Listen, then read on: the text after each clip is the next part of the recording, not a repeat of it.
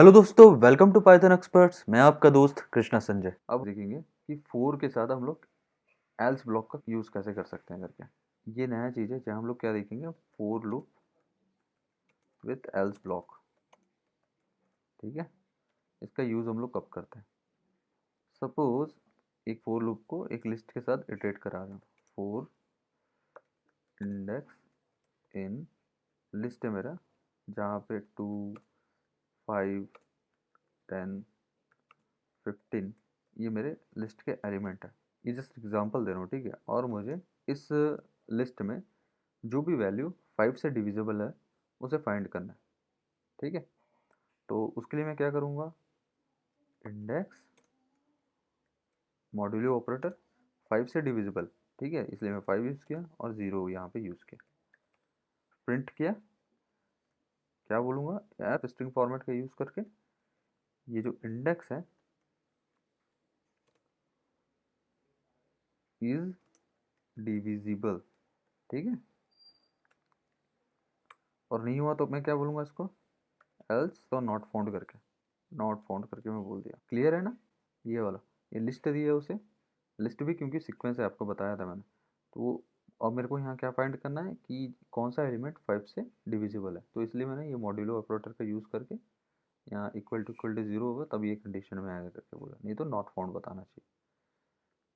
अब मैं जिससे रन करता हूँ देखो क्या बोल रहा है, 2 के केस में नॉट फाउंड बोला, 5 के केस में डिविजिबल है बोला, 10 के केस में क्या बोला कि डिविजिबल है, 15 के केस में डिविजिबल है, ठीक। अब जैसे यहाँ पे मेरे पास और एक मैं दे देता हूँ 7, तो देखो नॉट फाउंड एक बार आया, 5 इज डिविजिबल, ठीक है, नॉट फाउंड आया, फिर 15 इज डिविजिबल बोला। लेकिन मैं चाहता हूँ ये जो नॉट फाउंड है उसे केवल एक ही बार आना है, ठीक है, ये बार बार प्रिंट करा ना।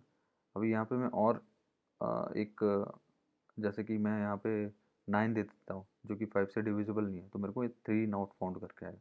मैं चाहता हूँ ये केवल एक ही बार आए, तब मैं क्या करूँगा उस केस में, ये जो एल्स ब्लॉक है इसको हटा के मैं 4 का जो एल्स ब्लॉक होता है उसको यूज़ करूँगा। तो यहाँ पे ये इफ़ का नहीं है, ये 4 का एल्स ब्लॉक है, ठीक है, यहाँ पे मैंने ले लिया। तो इस केस में क्या होता है देखो,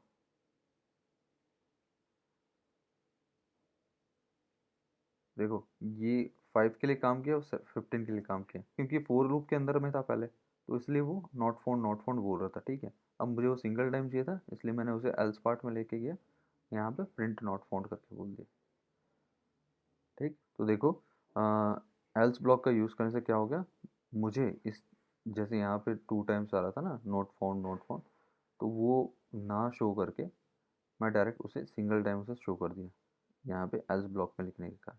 ऐसा सिचुएशन में हम लोग एल्स ब्लॉक का यूज़ करते हैं। ये नॉर्मली दूसरे प्रोग्रामिंग लैंग्वेज में नहीं होता, फोर के साथ एल्स ब्लॉक पाइथन में स्पेशली दिया गया है इसे, ठीक है। क्लियर हुआ आपको। अब हम लोग देखते हैं नेस्टेड फोर लूप को। उससे पहले हम लोग देखते हैं कि फोर लूप के अंदर फोर इंडेक्स इन, अब यहाँ हम लोग एक स्ट्रिंग का यूज़ करते हैं पाइथन करके, ठीक है। इसे मैं प्रिंट करता हूँ, इंडेक्स हुआ। देखो ये एक एक वैल्यू को अलग अलग लेके आएगा, क्योंकि स्ट्रिंग भी क्या होता है, सीक्वेंस है। उस हिसाब से देखो PYTHON लेके आए। अब मैं आप लोगों को बताता हूँ कि नेस्टेड फोर लूप कैसे यूज़ करते हैं करके, ठीक है। तो देखो इस फोर लूप के अंदर मैं दूसरा फोर लूप यूज़ किया।